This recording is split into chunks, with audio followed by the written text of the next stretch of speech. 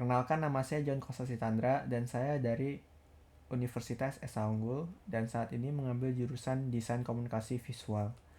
Saya membuat video ini untuk menunjukkan keterampilan berbicara dalam konteks formal dengan memperlihatkan pilihan kata. Nah, konteks yang akan saya bahas ini adalah permasalahan ekonomi yang ada di Indonesia. 1. Rendahnya pertumbuhan ekonomi di Indonesia. Pertumbuhan ekonomi di suatu negara merupakan salah satu indikator untuk mengukur keberhasilan pembangunan negara tersebut. Pertumbuhan ekonomi dapat dilihat dari angka produksi barang dan jasa yang dapat diproduksi dalam kurun waktu tertentu.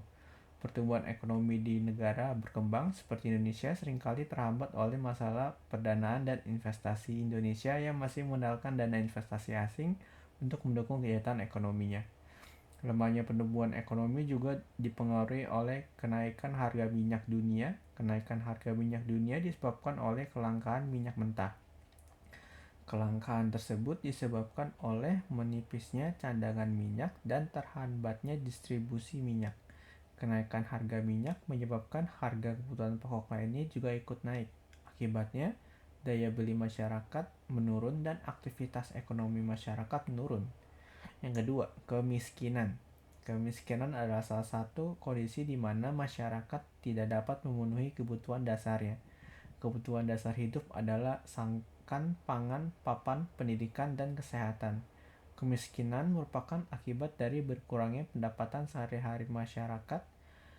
Masyarakat umumnya terpengaruh oleh penurunan daya beli kebutuhan pokok. Akibat masyarakat tidak dapat menjalani kehidupan normalnya sehingga taraf hidup menurun. Menurut data BPS Maret tahun 2012, jumlah penduduk yang hidup di garis kemiskinan sekitar 29,3 juta, sekitar 11,96%. Jumlah itu 890.000 lebih sedikit dari tahun sebelumnya. Penurunan angka kemiskinan ditopang oleh penurunan harga komoditas pangan yang sedikit lebih besar dari peran komoditas non-pangan. 3. Pengangguran. Secara umum, pengangguran diartikan sebagai orang-orang yang tidak bekerja. Pengangguran merupakan mata rantai inti permasalahan yang dapat menimbulkan beberapa permasalahan di suatu negara. Pengangguran disebabkan oleh ketidakseimbangan antara jumlah angkatan kerja dengan jumlah lapangan kerja atau kesempatan kerja.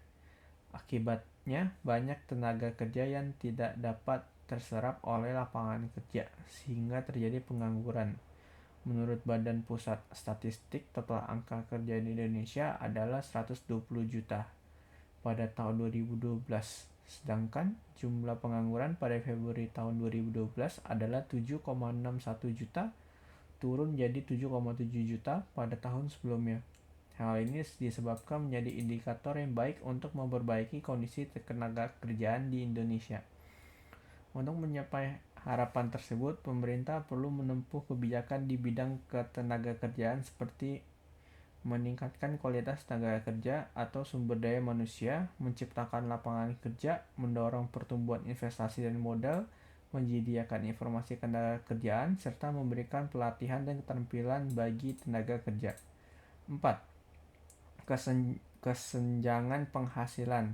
Penghasilan digunakan oleh masyarakat untuk memenuhi berbagai kebutuhan dalam masyarakat untuk memenuhi kebutuhannya. Ada kelompok berpenghasilan tinggi dan kelompok berpenghasilan rendah dalam masyarakat. Masyarakat berpenghasilan tinggi dapat memenuhi kebutuhan dasarnya, mulai dari kebutuhan primer, sekunder, dan tersier. Pada saat yang sama, masyarakat berpenghasilan rendah tidak dapat memenuhi kebutuhan dasarnya meskipun mereka memiliki kebutuhan yang paling mendasar. Perbedaan kelompok masyarakat dengan pendapatan tertentu menunjukkan isu disparisitas pendapatan. Oleh karena itu, pemerintah perlu berperan dalam pemetaan distribusi pendapatan. Hal ini dapat untuk menyeimbangkan kemampuan masyarakat dalam menikmati hasil pembangunan. Selain itu, upaya pemerintah untuk mencapai pemerataan pendapatan bertujuan untuk mengurangi ketimpangan di masyarakat dan kecemburuan sosial di masyarakat. Yang kelima, inflasi. Menurut data BPS, inflasi Indonesia pada tahun 2011 mencapai 3,79%. Inflasi yang terjadi di Indonesia disebabkan oleh tingginya permintaan agregat, sedangkan pemerintah Permintaan barang dan jasa tidak dapat dibandingkan dengan kapasitas produksi dan peningkatan biaya produksi. Inflasi ditandai dengan kenaikan harga umum barang dan jasa. Hal ini dapat menyebabkan penurunan daya beli masyarakat terhadap barang dan jasa. Inflasi berdampak pada lesunya aktivitas ekonomi, berkurangnya kepercayaan masyarakat terhadap kinerja pemerintah, pelemahan rupiah, dan ketidakstabilan perekonomian negara. Asal-usul inflasi dapat disebabkan menjadi dua, yaitu inflasi yang didorong oleh pemerintah dan inflasi yang didorong oleh biaya. Yang keenam, utang luar negeri. Indonesia memiliki utang luar negeri yang sangat besar, lebih dari 100 miliar dolar. Setiap kementerian memiliki utang. Indonesia merupakan negara dengan utang luar negeri terbesar ketiga di dunia setelah Brazil dan Meksiko. Hutang yang terus menumpuk disebabkan oleh berbagai masalah ekonomi, misalnya nilai rupiah yang terus menurun, uang cetak utang pemerintah Indonesia harus dilunasi dan diperhitungkan dengan cermat atau mempertimbangkan situasi keuangan Indonesia. Proses penagihan utang sudah diatur sedemikian rupa sehingga dibuat regulasi antar instansi pemerintahan tidak sewenang-wenang dalam menerima utang. Di tengah masa-masa ini, pemerintah seolah-olah tergilit utang untuk menutup defisit APBN agar dapat terus mencapai pembangunan negara agar perekonomian tetap berfungsi. Selain itu, minat terhadap suku global juga dipengaruhi dirilis oleh Indonesia. Meningkatnya minat terhadap suku yang diterbitkan Indonesia merupakan hal yang baik karena berarti banyak investor asing yang percaya dengan perkembangan ekonomi Indonesia. Namun di sisi lain pemerintah juga harus mampu membayar bunga kepada investor asing tersebut. Utang luar negeri yang seharusnya membantu pemerintah melaksanakan pembangunan menjadi bumerang dan menimbulkan biaya tambahan yang memperlambat pertumbuhan negara. Meskipun terkena dampak kenaikan utang pada kuartal kedua, Indonesia masih memiliki peringkat utang luar negeri yang dapat dianggap stabil untuk investasi karena prospek pertumbuhan ekonomi jangka menengah yang relatif dan tingkat utang tinggi yang relatif rendah. Dengan demikian, negara Indonesia dapat memberikan kesan yang baik kepada mereka yang ingin berinvestasi agar Indonesia dapat berkembang di tengah pandemi seperti ini. 7. Defisit anggaran. APBN Indonesia selalu defisit. Defisit adalah ketika anggaran belanja lebih besar dari anggaran pendapatan. Inilah salah satu alasan utang negara kita terus bertambah. Sebab itu utamanya adalah korupsi, praktik pemerintah yang boros, dan subsidi yang tidak tepat sasaran. 8. Ketidakmampuan industrial. Sebagian besar industri di Indonesia banyak merakit barang. Kalaupun ada industri besar pasti dimiliki asing. Industri ini masih sangat bergantung pada ekonomi asing, sumber bahan baku dan teknologi. Negara memiliki sumber daya manusia alam yang sangat besar. Tetapi karena negara tidak bisa menanganinya, negara harus meminta bantuan asing. Akibatnya, sebagian keuntungan dikirim ke luar negeri sedangkan Indonesia hanya mengungut pendapatan dari pajak upah buruh. Ketidakmampuan mengolah sumber daya manusia. Meskipun penduduk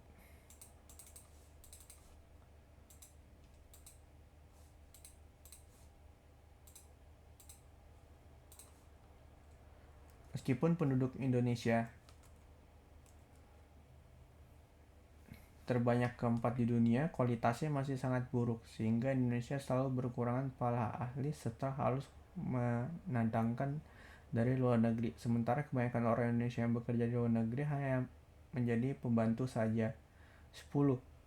Penguasaan iptek yang kurang. Penguasaan ilmu pengetahuan dan teknologi di Indonesia masih sangat kurang. Hal ini dikarenakan jumlah tenaga profesional di Indonesia masih sangat sedikit. Sebaiknya mereka memilih bekerja di luar negeri karena pendapatan jauh lebih tinggi.